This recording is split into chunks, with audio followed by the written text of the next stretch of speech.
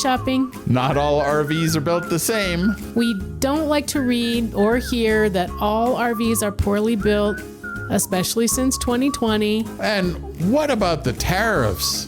Could this be the perfect time to buy a new RV, or should you wait? This week on the StressLess Camping RV podcast, we have some quality comparisons that you should do to help you decide which brands are right for you.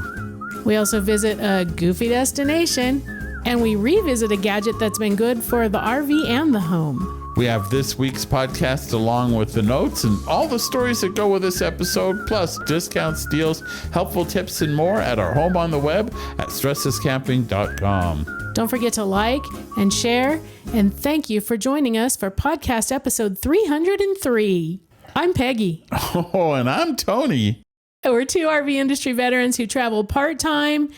Not at the moment, but in a Rockwood Mini Light. Yep, looking to share big adventures and help you with great tips, tricks, and discounts. Well, we got to visit our buddies at Liquified while we were in Indiana last week, and they are legitimately giving away a 2025 Alliance Delta SLE ML206, a travel trailer. A travel trailer. We actually saw it. It's there waiting for somebody to win it. That's right. So either look in the show notes or look right here at the QR code that I'm probably pasting right over our faces somewhere, and use that link to join in the giveaway and also save 10% on your first Liquified purchase. Visit liquified.com/StressLessRV giveaway for your unique discount and to enter the contest. And truthfully, we tested a variety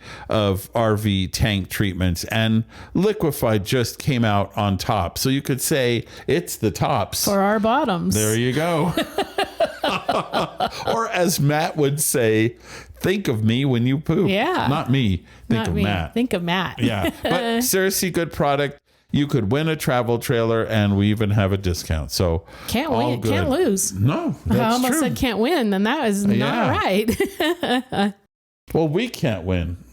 We can't win, but that's okay. Yeah, that's true. We have a travel trailer and plenty of Liquified. We have a lot of it. Black tank, gray tank, toilet cleaner. Yeah, they have all those things. More than 50% of RVers suffer from CD, many without even knowing it. I used to get excited before our RV trips, but then I started having issues.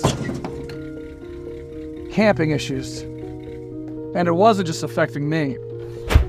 It was upsetting her, too. Camping dysfunction, or CD, can affect any RVer, anytime, anywhere. But you no longer have to suffer in silence. You can take action. That's when I found out about Harvest Host. It's a network of more than 5,000 small businesses coast to coast where RVers can stay. Farms, wineries, breweries, attractions. With maximum privacy and safe, beautiful settings, 9 out of 10 doctors recommend habit-forming Harvest Host as the cure for sad camping. Do not try a Harvest Host if you're allergic to Harvest Host. Having fun, loving where you camp. Side effects may include fewer arguments, better sleep, supporting small business, and even bow chicka wow wow. Harvest Host, a more satisfying way to camp. So a lot of people have been checking out the RV reviews lately. Oh, yeah. And people are asking if they should get a new RV. They also see and hear a lot of comments, especially on social media, that, RVs are all junk now and the quality of RVs is terrible. So we have some tips if you think you might want to go shopping right now. And this might be a really good time to do that. Yes, for sure. Yeah. Absolutely. Do know the effect of tariffs is real, but as we record this and as you hear or watch this, no tariffed RVs have hit the lots yet. Well, no, as you hear or watch this, if you're watching it when it comes out. Right. Oh, This yeah. is- If you watch this it is in late- 5 years. This is then- late April of 2025. Correct. We're not making future predictions. We're talking about what's going on right now in April of 2025. Right. But we have heard some dealers are saying, the tariffs have already raised the price. No, they haven't. No. That's on stuff that's being built with stuff that's being brought in. But it hasn't really hit anything. So this basically could be a really great time to shop. And it is a buyer's market right now. Yeah. So what about the quality? Yeah. So we've also heard for 5 years that RVs built during COVID had tons of problems. But what the truth is, some did, and we're not denying that. Oh, yeah. But also, it's also true that a lot of RVs built during COVID had a bunch of new features and new electronics added on. And the trend right now is to kind of have fewer of those upgrades and fewer of those gadgets and just, kind of go back to building a quality RV without all the bells and without all the unnecessary bells and whistles. Yeah. Well, last week we were back in Indiana again, looking at a whole lot of bunch RVs. Of RVs. And new models coming out, new models that have just been released, that kind of thing. And one thing's for sure, a lot of the fancy stuff that people weren't really convinced they wanted has been taken back off. So the price is better also on some RVs. Some RVs are more expensive. Sure. But a lot of the stuff that you didn't ask for is gone on these new RVs. Yeah. So. And we have seen a lot of improvements on how things are built, how things are made, how what the gadgets that they're putting in that are actually useful quality gadgets, even in kind of the more budget-friendly RVs. Yeah. These RV companies are looking at all of the social media and they're paying attention to what you're saying. And we noticed a significant improvement in the assembly quality of RVs and what has been going into. So even, on some of the lower, more affordable RVs, there were things we saw that were rather impressive. Not everywhere. Again, shop carefully. Yeah, absolutely. Okay, so let's say someone is shopping for a new RV. Should they go to an RV show to shop? Maybe. I know that our attitude kind of changed about that whole thing. We used to think that it was not a good idea to shop at an RV show. Yeah, and then we talked to an exec who said, well, sometimes they will incent the dealers. They'll actually give them money to participate in the RV show, which could offset some of the costs of, they have to pay transporters, or if they have their own fleet, bring the RVs to the show, staff the show, pay for all the displays, blah, blah, blah, and then take them back to the dealership. And even if you bought an RV at an RV show, it still goes back to the dealership and undergoes what's called the pre-delivery inspection. You're not taking it home today. You're not just taking it They're home. They're still going back to the dealership and getting it ready for you so that when you do pick it up, all those footprints that all those people made looking at it, and, if anything happened to get messed up during transit or whatever, those things are not still messed up when you do pick it up at the dealership. So an RV show is really fun to go to. Yeah. But I think the core principle of buying an RV is shopping your RV dealer first. Mm-hmm. And it's hard to do at an RV show, but not impossible. But the good thing about an RV show is you often get like a whole bunch of different brands. So if you know exactly kind of, I want this size of this, whatever, but there's 7 different ones that make the same floor plan, you can go in and kind of comparison. So you kind of narrow down what you want, even if you aren't planning to purchase at the show. Yeah, an RV show is so much fun to go to. And as we have found, it can be frightfully expensive because you just go to look at an RV and suddenly you buy an RV. Yeah, we're not immune. We are not immune. We do have a bunch of tips for shopping RVs at an RV show. Yeah. So that's a link we'll put. Here's a QR code or on the show notes as well. By the way, you can always find the show notes at StressLessCamping.com. Each podcast has its own show notes page. This one is episode 303. Yeah. There's an interesting study, which we'll put a link to, from KOA, and they really studied the daylights out of campers. And not campers RVs, but campers people who use those RVs. Yeah. And what they found is that people don't, you might think, oh, most of these journeys are really long, but really they're often under 100 miles that people never pull or drive their RV more than 100 miles to get somewhere. They're not like us. No, We've put 9,000 miles on our trailer since November. Yeah. So we use it for long trips, long distances, but a lot of people do what we did in the beginning, right? We had a travel trailer on the weekends. We went somewhere between 16 and 100 miles to hang out with our friends at a campground or, a state park campground or whatever. And that's perfectly good way to use an RV. Oh, it just so happens now that we travel with it to do other RV things in other parts of the country. But I guess the point is get an idea of how you're going to use the RV, because that can really affect what you look for in your RV. Right. For example, the 16-foot travel trailer that we had in the very beginning was perfect for weekends. When we did a 6-week or 2-month trip all the way across Route 66 and back, it felt a little small. We were getting our kicks on Route 66. We were getting our kicks, but we also wanted to kick each other out of the trailer.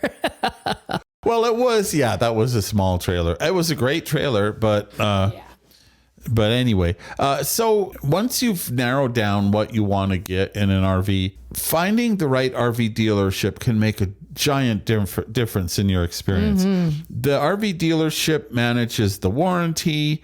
They will be there to provide service, and you will very likely need service. So we have all these great tips on how to find a great RV dealership, and it truly makes a difference. I'm going to go off topic here. There is a brand of RVs that I'm aware of that I think the RVs are terrific, and their dealer network, based on just the social media posts I see, is awful. And it really is ruining the customer experience, in my opinion. Oh, that's too bad. It really is. Finding a great dealership absolutely makes a difference. We prefer the small locally owned dealerships. We do. Okay, so once you kind of have a good idea of what dealer in your area has a good reputation and everything, know your budget. First you got to know what kind of RV you want. Then you have to know how much you can afford to spend on it. Please remember that some trailers or RVs can be financed for like 15 years. It is not very likely, just based on our experience, that you're going to have that same RV for 15 years. If you financed it and then in a year you are done using it, you still have 14 years worth of payments to make before you can get out from under that purchase. We also have RV finance tips, and we interviewed the finance manager at the dealership I used to work at. She was terrific and great advice on that. But basically, we really like local credit unions, and many of them will do RV loans. But as Peggy said, these long RV loans can really...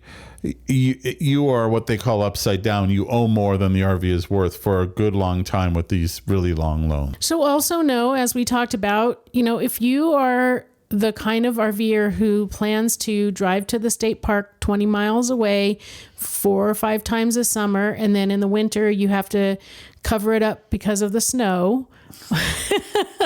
That's like the extreme opposite of us, I guess. Well, it gets sub-freezing here. I'm just saying, like, in terms of the type of RV. Oh, right. Yeah. So if that is you, if you maybe you get to go away for a week and go on a little bit longer trip or whatever, but know what you're going to do with your RV, and that will determine,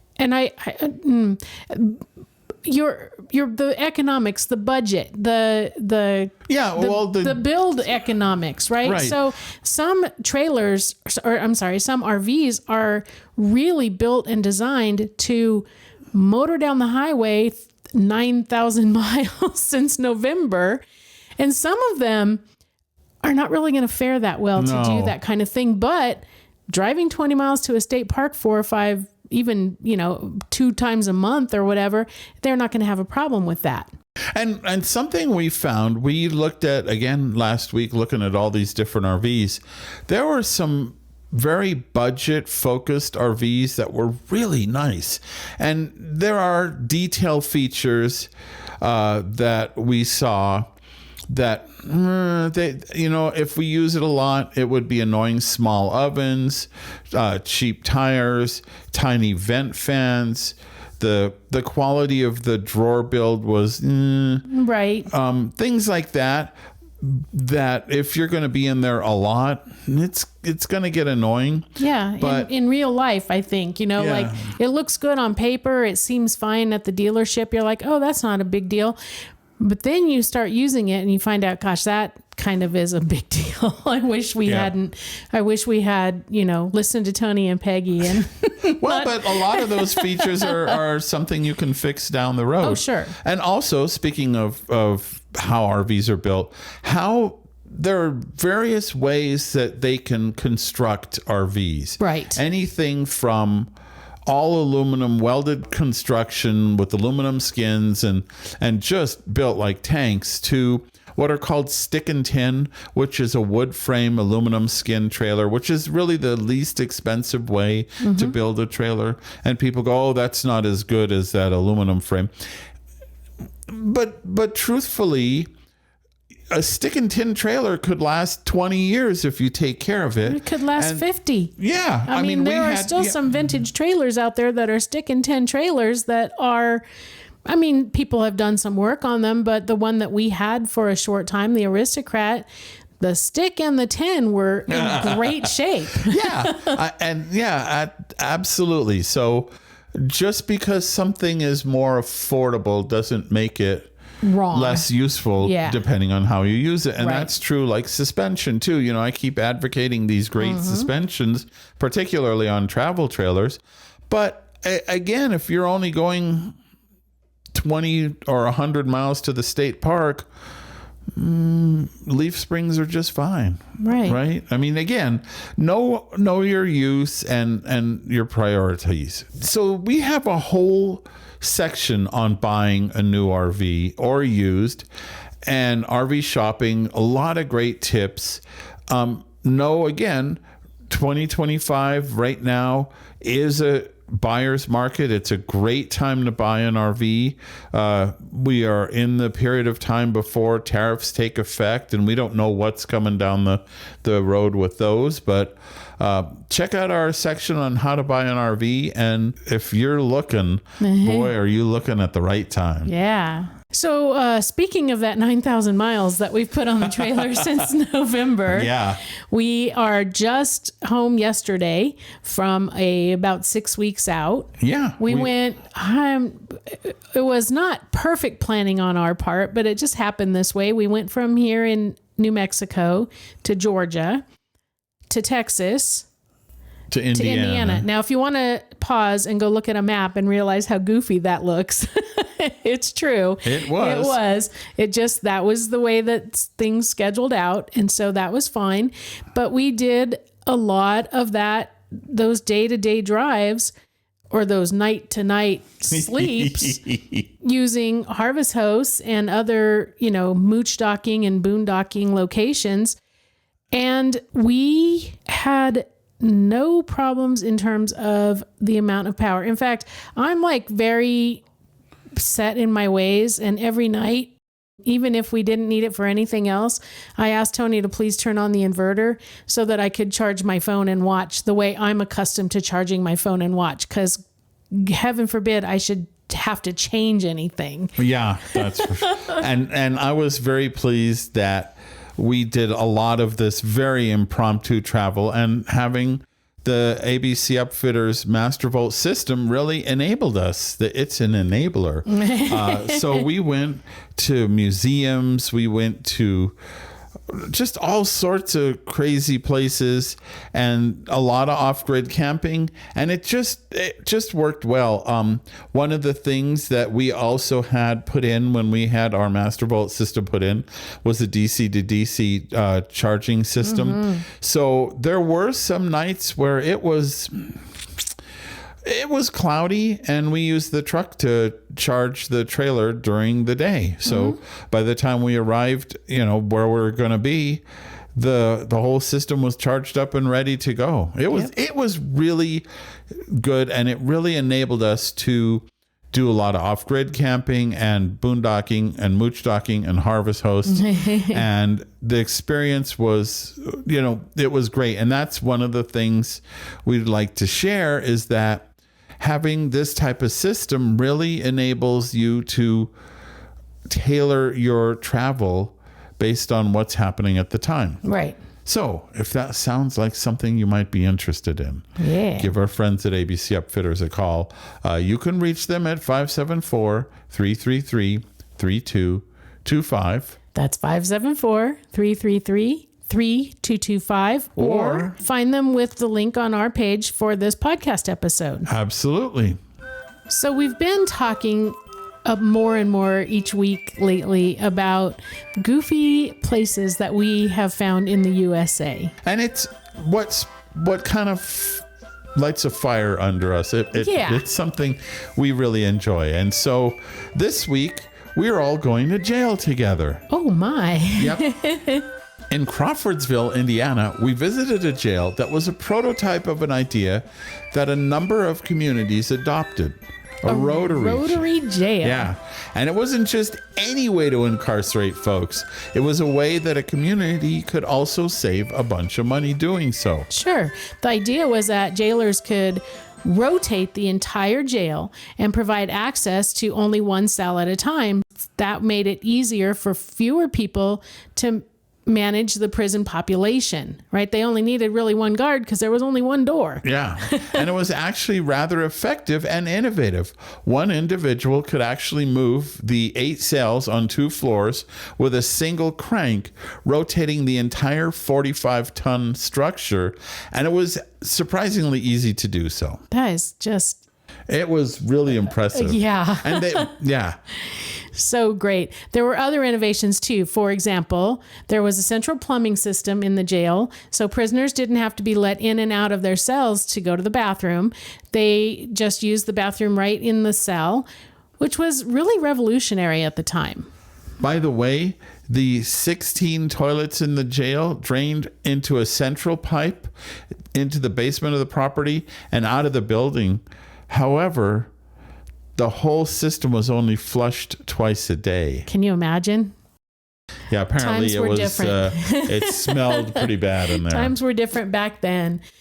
So the whole jail was a round structure. It was designed in 1882 by William H. Brown and built by the Howe Ketchum and Company Iron Foundry in Indianapolis. The cells were pie wedge shaped, and the idea was popular enough that they sold this to a number of communities. In fact, the original rotary jail, which we visited, is still standing, and it even still rotates. Yeah, it does. So while the idea was successful in many ways, challenges showed up almost immediately. With many of the town's guests coming into the jail after a night of drinking, sometimes they were still intoxicated when it came time to rotate someone in or out. And if that person had their hand or their leg or their foot resting on the bars when the jail was rotated, they could become amputated. Absolutely, yeah. It takes a lot to stop 45 tons of jail. At one of the rotary jails, not the one in Indiana, but another one, a prisoner actually passed away, but the mechanism jammed, and it took 2 days before they could be gotten out of their cell. My goodness. Okay, but there is a really funny story. One of Crawfordville's residents, who was a regular guest at the institution, happened to have a wooden leg. Not because of the jail. Not because of the jail. He just happened to have one and happened to get put in jail a lot. Well, the combination of snow and challenging roads and other, environmental factors meant that the leg wore out and had to be replaced regularly. And wooden legs at the time were not cheap. So one night he's in jail and he figured out that he could get sent to jail for a minor crime like stealing a pack of gum or whatever it was. And in jail, he'd get 3 meals and a shave so he could go see the judge. But even better, he realized if he stuck his wooden leg out the bars where people were having their arms amputated, it would break the leg, and they would have to the city would have to replace it because they broke his wooden leg. It actually took 3 years for the jailers to catch on what was happening here. And finally, when he would come to jail, they would confiscate the leg when they put him behind bars. Well, after being declared unfit, many of the rotary jails were modified to more traditional types, and they had their mechanisms disabled.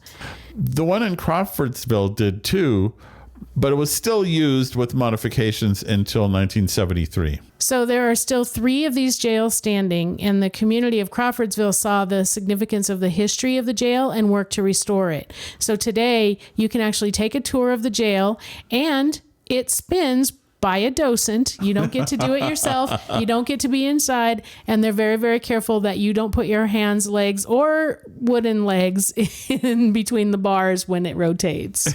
Yeah, Rotary Jail is an interesting bit of innovation in history. Something worth visiting on your StressLess camping adventure. And it is definitely Goofy USA. Oh, I like that. So we don't really have a recipe this week, but we do have a gadget that talks about food. Okay. We had gone out and we had ordered some fried food. We had like chicken nuggets and French fries. Yeah, I don't remember. Something else. All not healthy stuff. In the picture that is showing right now. We couldn't finish it. And so we took it back to the camper and we thought, fried food is never better reheated. It's never good. But when it came time, but we're also ones that don't waste food. So when it came time to try it, we reheated it in our Omnia oven. Yeah, Omnia is a stovetop oven that it really works well. In fact, we also made the chicken broccoli casserole. It worked so well that we made it a few days later, this chicken broccoli casserole. But the Omnia oven did a great job of heating and crisping the leftovers. I was super surprised. I really thought there's no way you can reheat fried food without an air fryer, right? Right. But we put it in that Omnia oven and it actually turned out perfectly edible. Yeah, it was really so that good. Omnia is a neat thing, and again, you don't need electricity. It just works right on the propane stovetop, and we gained a new bit of respect for it. Yeah, and it's light and easy to carry. So yes. Anyway, we have an article about it and links to that in the show notes. Hi, I'm Tony. Links to article in the show notes, Barthel. He's changing his middle name. I am. Well, so our question of the week, I think a couple weeks ago, was, do you have an attraction in your town worthy of Roadside America or, Goofy USA? And I am letting you know right now that I'm going to keep that question kind of handy because as people answer, I'm working on a new map.